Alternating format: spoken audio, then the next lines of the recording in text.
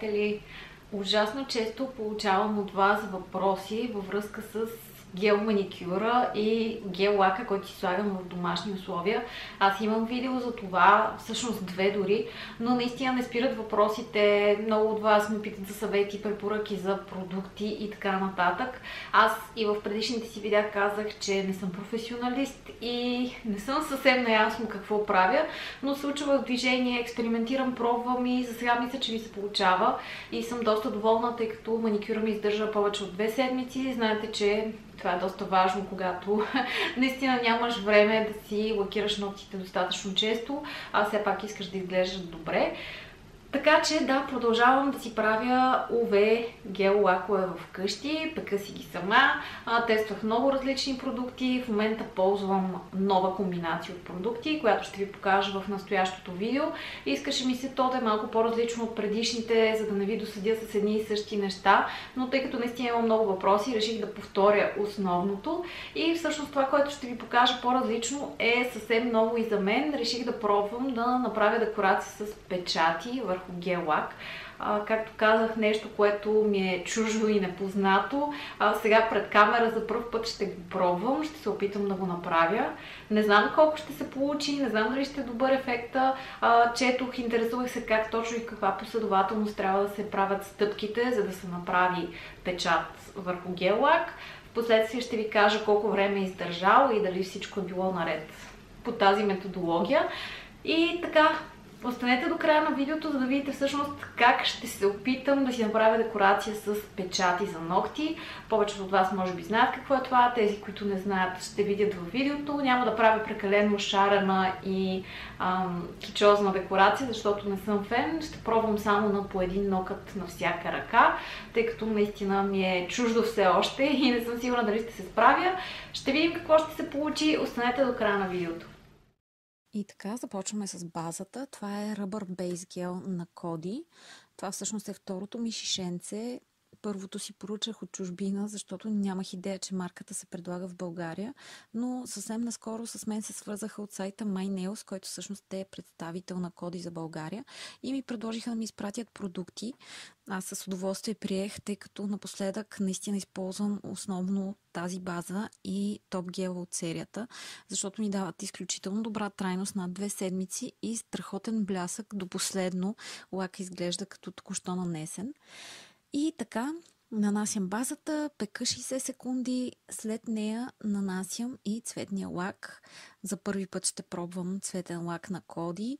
Това е, може би, най-перфектният нюд, всъщност, който съм откривала. Избрах си го по снимка в интернет и не знаех какво точно да очаквам, но определено съм оцелила в десятката, защото цветът е много красив.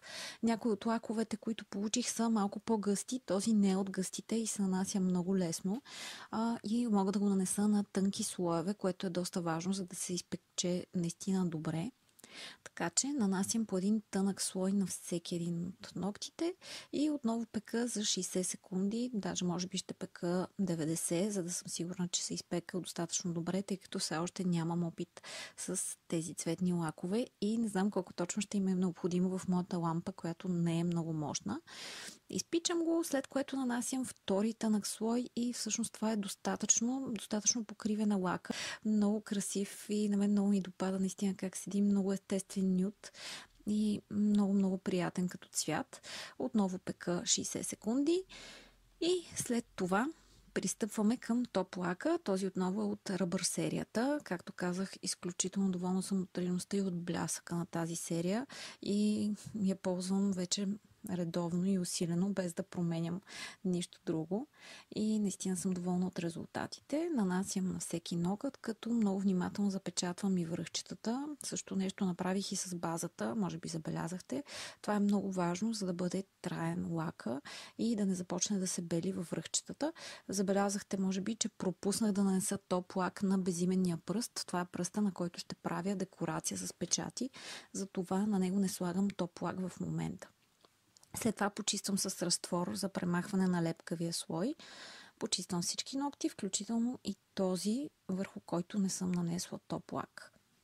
И сега идва големия момент, в който ще пробвам да си направя печати. Както казах, нямам никакъв опит. Преди да заснема видеото, пробвах с дясната си ръка и не ми се получи много добре, но сега ще видим дали втори опит ще е малко по-добър.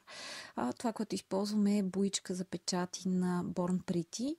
Всъщност не е Born Pretty. Сега ще напиша долу в описанието точно каква е, но си я поръчах от AliExpress по препоръка в BG Mama и определено е много добра. Беше на много изгодна цена. Остъргвам излишното количество от шаблона, след което с силиконовия печат или гумичка, или както там се нарича, взимам всъщност рисунката.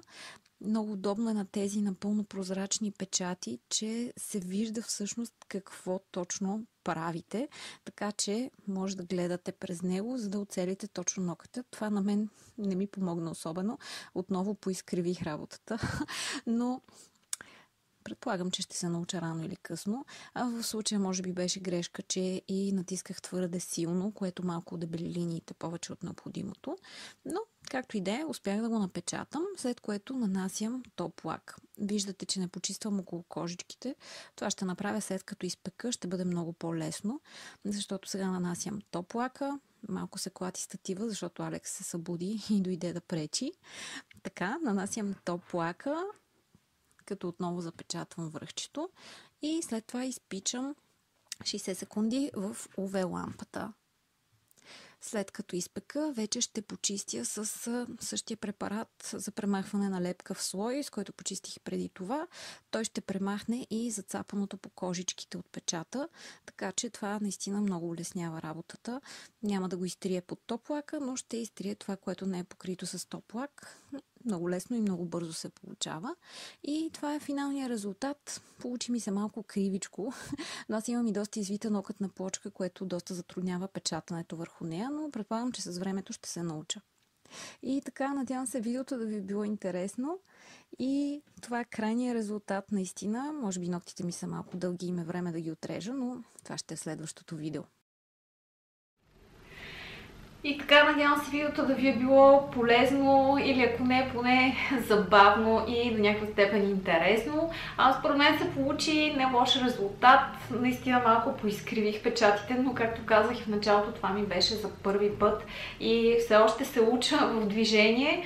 Направих ви свидетели на тези опити, които не бяха най-доброто, което може да се случи. Надявам се в последствие да стана по-добра в това, но мисля, че резултатът е доста задоволителен. Благодаря, че изгледахте видеото. Долу в описанието на видеото ще оставя линк към онлайн магазина, в който може да си закупите продуктите на Коди и също така кода, с който може да използвате намаление по повод 8 март. Чао и до нови срещи!